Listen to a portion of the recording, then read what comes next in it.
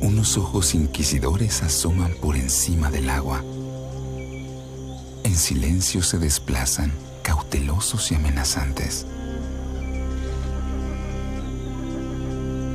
Súbitamente desaparecen, dejando un halo de suspenso en el ambiente. Es el depredador más grande del continente, con un cuerpo acorazado, casi a prueba de todo.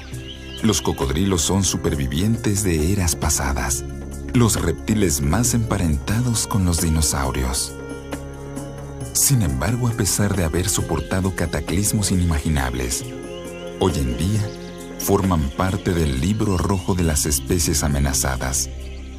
Y esta es su historia. ¿Existen lugares en México donde se preservan las especies? Sí, hay lugares específicos en México que son reservas. Por ejemplo, hay una reserva aquí, una reserva de la biosfera, que es la reserva Chamela-Cuitzmala. Y esa reserva la creó un inglés, Sir Goldsmith, que ya murió, y se unió con la reserva de la UNAM. Y otro ejemplo puede ser en Siancán, en Quintana Roo. ¿Cómo afecta la contaminación a esta especie para el peligro de extinción? Pues bueno, realmente estudios de contaminación todavía no se han hecho muy profundamente. En Guadalajara, del zoológico para abajo, había cocodrilos, ¿sí? Pero debido a la contaminación por el río Lerma, desde la Ciudad de México, Guanajuato, etcétera, el salto, cuando empezaron con el salto de la zona industrial, la misma gente cuenta que ahí hubo problemas y muchas especies se acabaron ahí. Entonces, bueno, por otro lado, en alguna ocasión recuerdo que hace muchos años, hace que serán unos 10, 15 años, empezó a haber algunos cocodrilos muertos en Oaxaca y no sabían por qué. Entonces posiblemente pudo haber sido contaminación. Pero al menos aquí en México apenas estamos comenzando, se está comenzando a estudiar algunos temas sobre eso. Las 3 especies de México están en la norma oficial en protección especial. A nivel internacional por ejemplo, hay 3 especies, que ya hay 4 de hecho. Generalmente teníamos 3 especies nativas de México, ya hay otra especie que es el Alligator mississippiensis, o alligator que ha crecido tanto la población o se ha recuperado, que ya hay en México también. Entonces ya por ahí, por Progreso, Tamaulipas, ya hay varios registros. ¿Existen funciones de voluntariado para preservar esta especie? Hay algunas zonas en donde sí pueden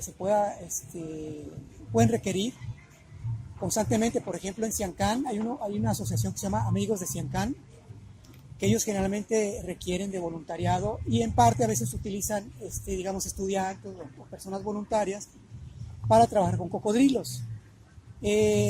Por ejemplo, en mi caso, en algunas ocasiones hay personas que nos han apoyado, en este caso tu papá, Edgardo Contreras, nos ha echado la mano y hace muchos años nos ayudó en campo, o estudiantes, o inclusive turistas internacionales, o personas que inclusive jamás habían visto un cocodrilo en su vida, nos llegaron a apoyar. Esto depende mucho de los investigadores también, o de las zonas donde requieran. ¿Cuántas especies podemos encontrar en general? En México generalmente, como te comentaba, había 3 especies, que es el cocodrilo de río, o caimán, pacífico, un poco península, el cocodrilo de Moreletti o de pantano, o cocodrilo mexicano, que está al sur de Tamaulipas, hacia la península, y tenemos el caimán, o pululo le llaman en Chiapas. ¿Cuáles son sus hábitos de reproducción? Los hábitos de reproducción, pues bueno, tienen temporadas, ellos se reproducen en el agua, tienen etapas que se llaman despliegues reproductivos, tienen comportamientos reproductivos un poco complejos, que se acercan, se tocan, se separan, se vuelven hasta que el macho monta a la hembra, cruza la cola e introduce un pene sencillo, que es el que tiene en la cloaca de la hembra. Y todas las especies de crocodilianos en el mundo hacen lo mismo, se reproducen en el agua, entonces tienen hábitos anfibios y tienen una temporada que depende puede ser en parte de la temperatura, digamos, pasa la temporada fría y tiene mucha relación con la temporada de lluvias. El cocodrilo de río, o cocodrilo acutus, se reproduce, digamos, aquí en esta zona, en marzo, en la temporada pico de apareamiento. más o menos finales de marzo, abril, hasta principios de junio, puede ser cuando la hembra anida. Y hasta por ahí de julio, agosto, a veces finales de junio, dependiendo de la región, pueden hacer las crías, ¿sí? En el caso del cocodrilo de Morelia y el caimán están más cargados hacia lluvias, ¿sí? Por ejemplo, se dice que las hembras de crocodilus moreleti llegan a anidar, es muy común que lleguen a anidar, llueve la primera lluvia y empiezan a anidar, ¿sí? Entonces, tiene mucha relación con la temporada de lluvias también. ¿Cuál es su comportamiento? Bueno, comportamientos tienen, digamos, hay comportamiento reproductivo, puede ser comportamiento alimenticio, puede ser comportamiento social. En el caso del comportamiento social, ellos se guían mucho por la dominancia, ¿sí? El más grande es el rey, en el caso de los machos. Y los ejemplares más pequeños pues son los ejemplares que son dominados por los adultos. En la temporada reproductiva, los adultos se pelean mucho, sobre todo los machos, por las hembras. Y no dejan que los de menor talla se reproduzcan con las hembras, ¿sí? Las hembras pueden estar dentro del territorio de los machos, tienen un territorio más pequeño las hembras, y los machos, sobre todo los grandes, van y vienen dentro del hábitat. Y los machos adultos lo que hacen para dominar, para señal de dominancia, sacan la cabeza, el lomo y la cola, ¿sí? Y a veces en temporada reproductiva producen sonidos guturales y hacen vibrar el agua para llamar a las hembras. Pero parte del comportamiento de dominancia es ese. O también, por ejemplo, ahora en marzo aquí en la costa de Jalisco, en febrero, los machos hacen un resoplido por la nariz. Y eso hace que machos inclusive muy grandes, pero si es un macho más de 4,5, por ejemplo, casi 5, machos de 4 metros se van, es impresionante cómo se van, se meten entre mangles, se pasan por donde pueden, porque el macho dominante les está indicando que, cuidado, ¿no? Aquí soy yo el rey, ¿sí? Entonces la dominancia es algo muy importante. ¿Cuánto tiempo puede pasar un ejemplar sin comer? Pueden durar varios días sin problema, depende del tamaño. Entonces, con relación a tu pregunta anterior, a la alimentación, bueno, de los números de especies se alimentan en general.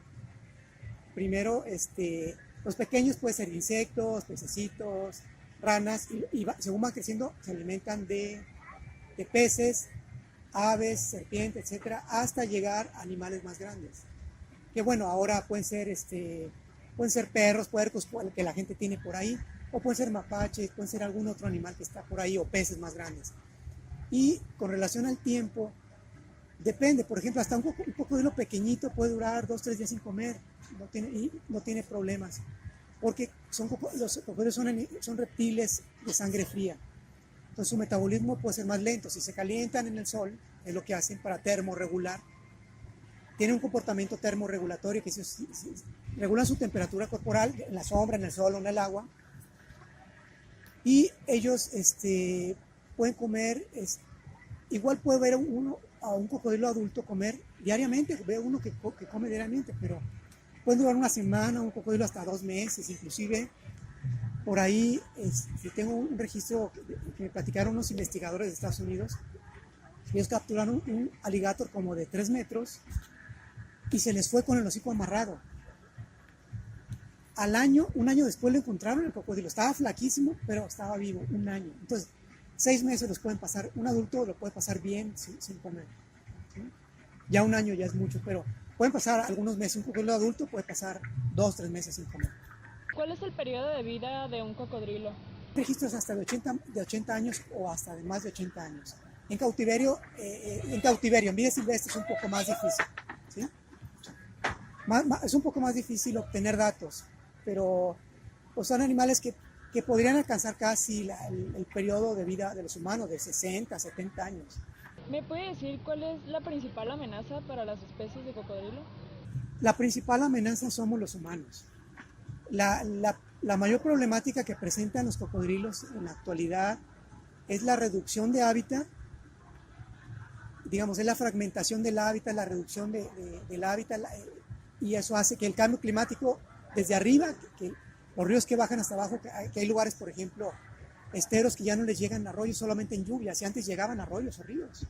¿Qué problemas provocan los cocodrilos? Los problemas que producen los cocodrilos al humano en sí son en la pesca cuando los pescadores en los esteros, en las lagunas, ponen sus redes, sus trasmayos, y se atrapan los peces ahí, llegan los cocodrilos, sobre todo los grandes o medianos, o a veces los chicos quedan atrapados ahí y se mueren. Entonces llega un cocodrilo mediano o grande, y como los trasmayos son delgaditos, agarran al pez y rompen las redes, y eso hace que a veces haya una retroalimentación negativa de la gente local, de los pescadores hacia los cocodrilos. Ese es uno de los mayores problemas. Otro de los mayores problemas que produce el cocodrilo al humano son los conflictos humano-cocodrilo, que en este caso los conflictos humano-cocodrilo es cuando un cocodrilo muerde, digamos, me refiero a cuando una interacción negativa en que el cocodrilo daña a una persona, ya sea físicamente, que tiene una herida, o inclusive cuando una persona muere. Estos son de los mayores problemas que pueden producir los cocodrilos en México o en el mundo inclusive. ¿Cuál es la temporada más crítica en los conflictos humano-cocodrilo en México? Con base en los análisis que acabo de realizar en México, esto es para México, tienen dos temporadas. Una muy crítica, que es cuando sube el número de personas mordidas o muertas, y otra temporada que son dos periodos en el año, de 6 meses. La temporada más crítica acaba de comenzar en abril y termina en septiembre. Esa es la temporada más crítica en México. La temporada menos crítica va de octubre a marzo, pero dentro de esta temporada de abril a septiembre, la temporada más crítica, hay un pico tremendo en junio. Hay mayor probabilidad de que sucedan, y esto es porque estamos en la temporada que coincide un poco con las dos especies que más causan el Crocodylus acutus, caimán o cocodrilo de río, que es la misma especie, o el cocodrilo mexicano, o el cocodrilo de pantano, o cocodrilo moreleti. ¿Por qué razones ocurren los conflictos humano-cocodrilo en México? Bien, según las investigaciones recientes que he realizado, un factor muy importante que está haciendo que cambie la dinámica de los conflictos humano-cocodrilo en México, que de hecho esto se traduce a personas mordidas o muertas por cocodrilos, es el alimentar cocodrilos adultos.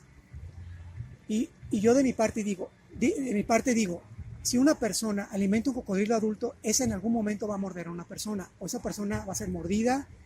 Hay veces personas que les arrancan una pierna, un brazo, a veces que son muertas. Esa persona que alimenta un cocodrilo va a ser corresponsable de que otras personas tengan este tipo de problemas. Y claro, las personas también no deben de acercarse, hay que tener mucha precaución, ¿sí? Hay que estar informados con respecto a esto. ¿Qué recomendaciones se pueden dar a la sociedad en general para evitar que una persona sea mordida? Bueno, las recomendaciones primero son que saber en dónde están distribuidos.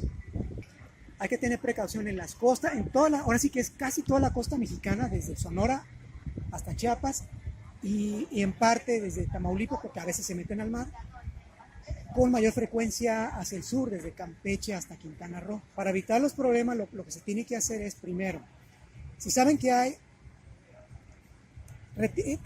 si hay agua, retirarse mínimo 15 o 20 metros, no acercarse, ¿sí? Jamás acercar niños a la orilla del agua, son los que tienen mayor probabilidad.